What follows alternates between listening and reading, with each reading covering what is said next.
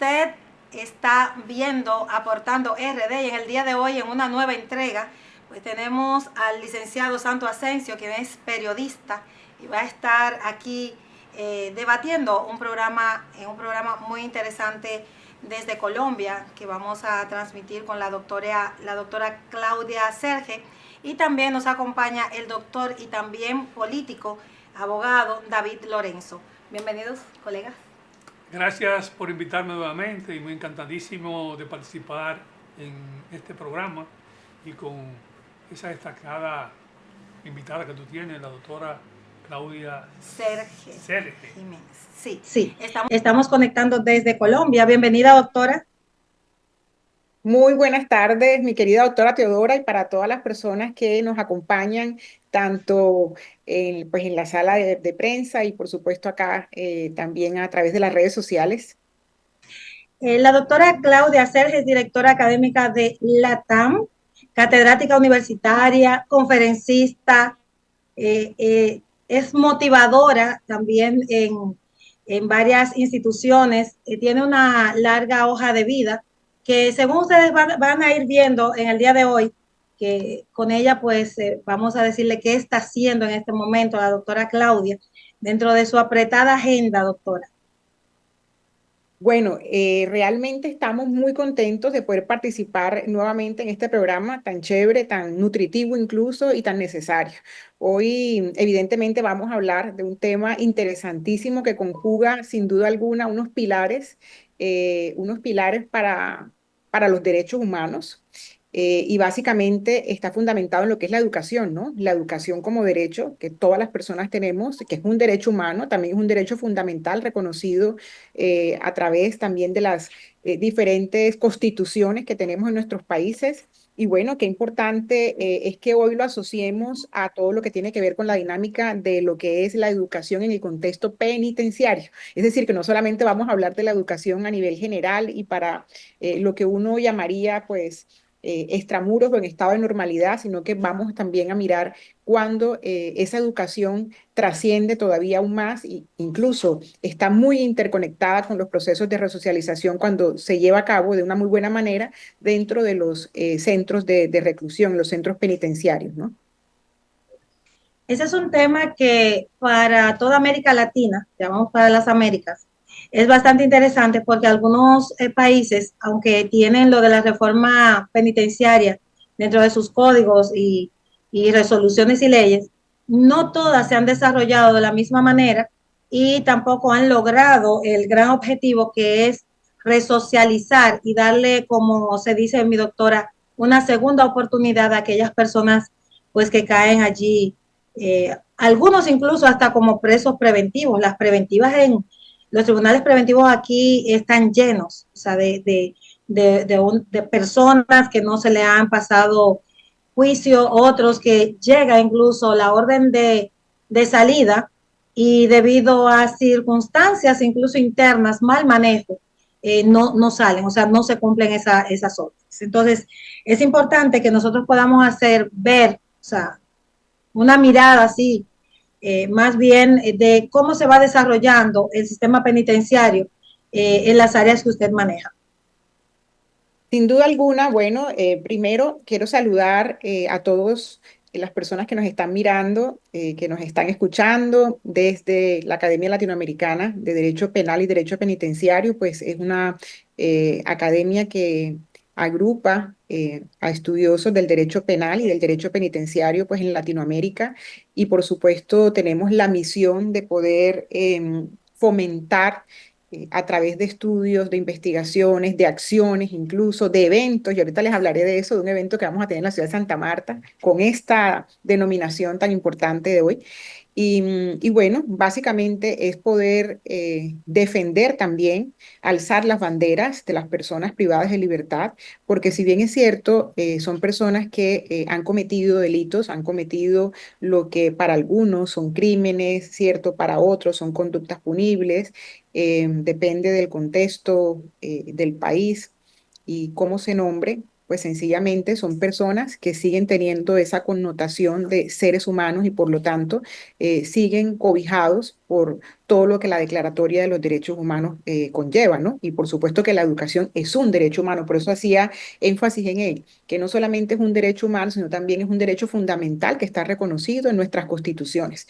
Entonces, qué importante es que podamos materializar, que podamos garantizar que ese derecho se cumpla en ese contexto de encierro, que por supuesto es un contexto, como ya todos lo sabemos, bastante limitado, un contexto muy especial y no positivamente, ¿no? No positivamente esa especialidad. Entonces hay que buscar la manera de que podamos nosotros seguir garantizando ese derecho a la educación, sobre todo porque tiene mi querida doctora Teodora una connotación muy particular y es esa relación que tiene con los procesos de resocialización.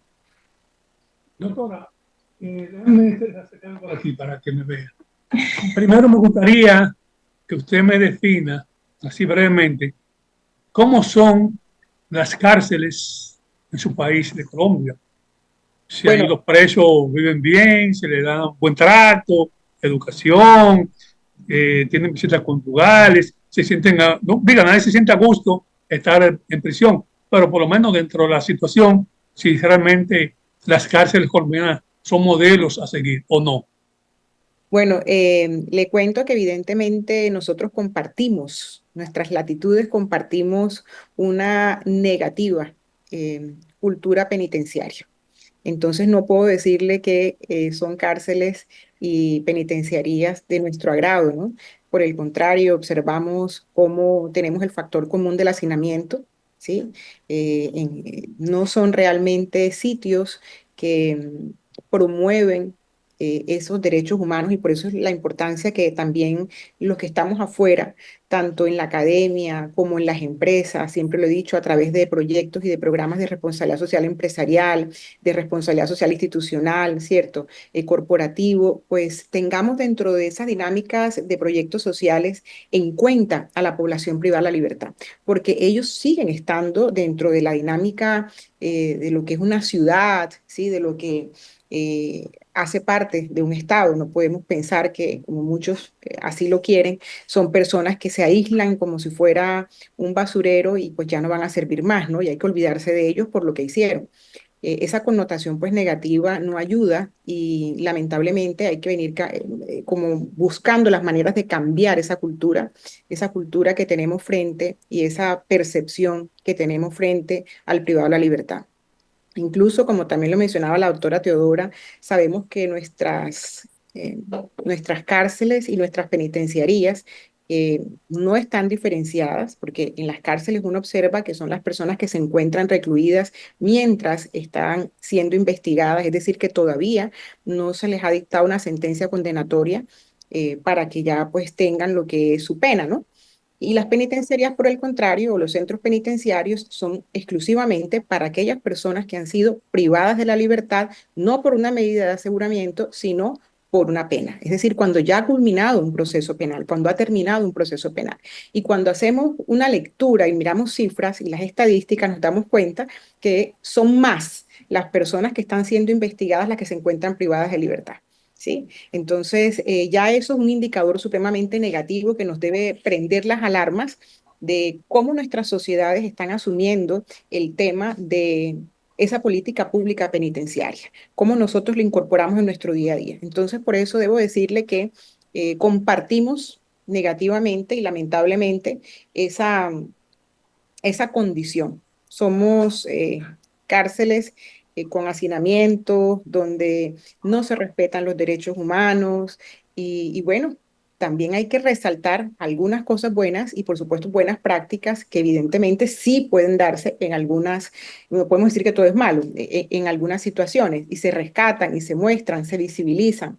Entonces, yo creo que nos hace falta mucho, mucho tiempo y mucha condición humana para poder ver al privado de la libertad como lo que es, ¿sí?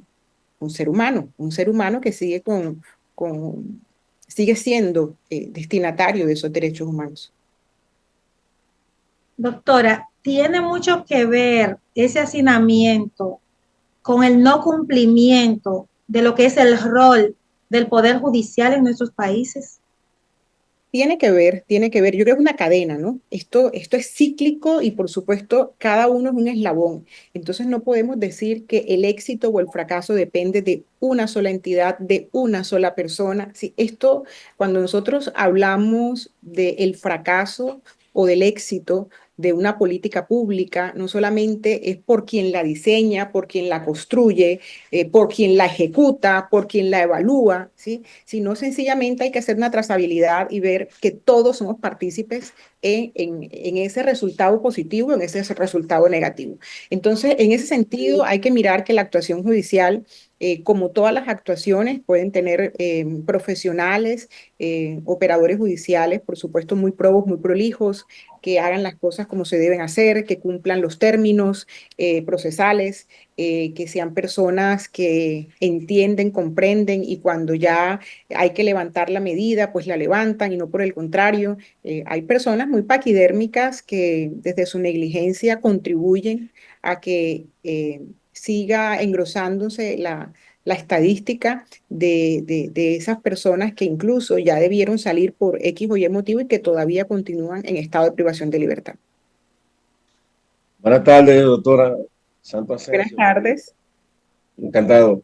Yo Muchas quisiera gracias. saber si ustedes en Colombia tienen algún tipo de programas para que los presos se regeneren, o sea, se hagan una reeducación, o sea, aprendan algún tipo de profesión, puedan aprender algún tipo de oficio para que esa persona pueda cuando salga ser útil a la sociedad y realmente cambiar su mentalidad o cambiar su conducta. Y otra cosa es si también allá eh, hacen algún tipo de trabajo, los prevenidos, si pueden trabajar, pueden hacer algo, o sea, porque Sí. aquí en República Dominicana tenemos muchos presos, realmente que están ahí, realmente no, hay algunos que están estudiando y hacen alguna labor, pero en sí no hay una labor de que tengan algún tipo de trabajo, ya sea comunitario, que no estén ahí solamente las 24 horas exactamente cumpliendo su condena, sino que esa persona, por lo menos en alguna época aquí, esa persona trabajaba, hacía algún trabajo. Hubo un momento aquí en que lo ponían a hacer cuestiones para las escuelas, Sí, alguna labor de trabajo social. carpintería y cosas de eso. Sí, claro, es que no es que se quiera o no se quiera, es que se tiene que hacer. Cuando el Estado, por supuesto, tiene medidas de restricción, pues también dentro de esas medidas de restricción le corresponde seguir garantizando, como le digo, que ese ser humano siga de alguna manera, pueda seguir gozando de algunos derechos, ¿no? Porque es que no es absolutista y tenemos que entonces ser nugatorios de todos los derechos y que esa persona se anule tanto social como familiar y personalmente. No, la pena de privación de libertad es una limitación, es una limitante, es una restricción, por supuesto, a su derecho de esa locomoción, de esa parte de la libertad que hace alusión a esa locomoción, entrar, salir, comer lo que quiera, ¿cierto? Por supuesto que ahí está intervenido, pero el Estado le corresponde a través de políticas públicas penitenciarias, articuladas incluso con políticas públicas que tienen que ver, o sea, no solamente es la política criminal, sino también la política pública de salud, la política pública de educación, que es lo que vamos a hablar básicamente también hoy, ¿no? Le corresponde coadyuvar a que esa integralidad de ese ser humano que está privado de la libertad, pues se siga garantizando a través del ejercicio de esos derechos, como el derecho al trabajo, por ejemplo. El trabajo no solamente dignifica, el trabajo también hace parte de esos ejes resocializadores dentro de la privación de la libertad. Entonces no podemos pensar que una persona que ha cometido una conducta punible y que ha sido sancionada con una pena, es decir, ya se le ha desvirtuado su presunción de inocencia con una condena, con una pena, ¿sí? Con una sanción por una sentencia condenatoria debidamente ejecutoriada, o lamentablemente, como lo vemos, que las medidas de aseguramiento, de detención preventiva, engrosan mucho más esta estadística penitenciaria y de hacinamiento. Entonces son muchísimas las personas que normalmente deben estar de paso, pero que duran mucho tiempo en ese de paso. ¿Por qué? Porque no se agilizan los términos judiciales por quien tiene que hacerse, por 50.000 razones, puede haber también cierto grado de negligencia por parte del abogado, ¿sí? Es decir, pueden ser diferentes circunstancias y por diferentes razones que puede darse este caso. Lo cierto es que el resultado es el mismo. Aquí en República Dominicana, en Brasil, en Argentina, es decir, en nuestras latitudes latinoamericanas y caribeñas, uno observa eso, cosa diferente que uno pudiera notar en algunas prácticas penitenciarias, por supuesto, en Holanda, en Finlandia, y por eso el tema de la educación es tan importante porque cada vez que uno opta por materializar y garantizar el derecho de la educación con calidad y que sea dirigida a todos los individuos, pues fíjense cómo eso contribuye a que bajen los niveles de comisión de conductas punibles. O sea, hay una relación directamente proporcional. Se entiende que una sociedad educada, y ojo, cuando digo educada no quiere decir de que el 70% de una sociedad, de una ciudad, sean doctores. No, quiero decir que haya una educación no con títulos académicos, sino una educación con componentes incluso de carácter académico axiológico que contribuyan a que un ser humano entienda, acepte las reglas, entienda que culturalmente hace parte de una dinámica social dinámica que genera justamente que sea una sociedad eh, que acepte las reglas, que cumpla las reglas, que sepa vivir en comunidad, a que sea, como nosotros lo vemos, una sociedad con individuos intolerantes, que son desobedientes a las reglas, ¿sí? Anómicos. Entonces, eso ayuda mucho a que se generen conductas punibles y que haya un caos, porque entonces el nivel de conflictividad sigue, ¿no? Y va subiendo. Entonces, evidentemente, sí, tanto los privados de libertad tienen la opción de poder trabajar dentro de los centros penitenciarios, trabajar y ser incluso emprendedores. Miren qué importante, pueden tener emprendimientos y es el Estado el que también debe colaborar para que ese emprendimiento dentro de la privación de la libertad también se dé a conocer, se muestre en algunas ferias que hacen con la ayuda también de lo que son las empresas u otras entidades estatales. Qué bueno es eso, mostrar todos esos productos que también hacen para otras empresas, que es otra forma también que pueden trabajar los internos y las internas, y también se puede mostrar. Entonces, miren qué importante es la necesidad de establecer el trabajo como una forma de vida intramural transformadora. Transformadora. Y por eso la educación cumple el mismo objetivo. O sea, cuando nosotros generamos ese espacio, de hecho, hay centros penitenciarios que tienen colegios dentro del centro penitenciario, dentro de la cárcel, tienen colegios y pues ahí estudian su primaria, su bachillerato, como también hay convenios que se hacen con estos centros penitenciarios, con universidades, no solamente en Colombia, en otros países también. Por ejemplo, en el caso de Bolivia, estuvimos justamente el año pasado en unos eventos y haciendo unas visitas a un centro penitenciario bien interesante, bien importante, que es Palma Sola, y nos dimos cuenta de cómo tiene unos convenios con una de las universidades, que es la UCEBOL, eh, y, y los internos estudian, por ejemplo, derecho, ¿sí? Y los llevaron al evento nuestro. Entonces, hay toda una dinámica no solamente para la educación básica, primaria y secundaria, sino también para la educación universitaria. Y eso es muy importante.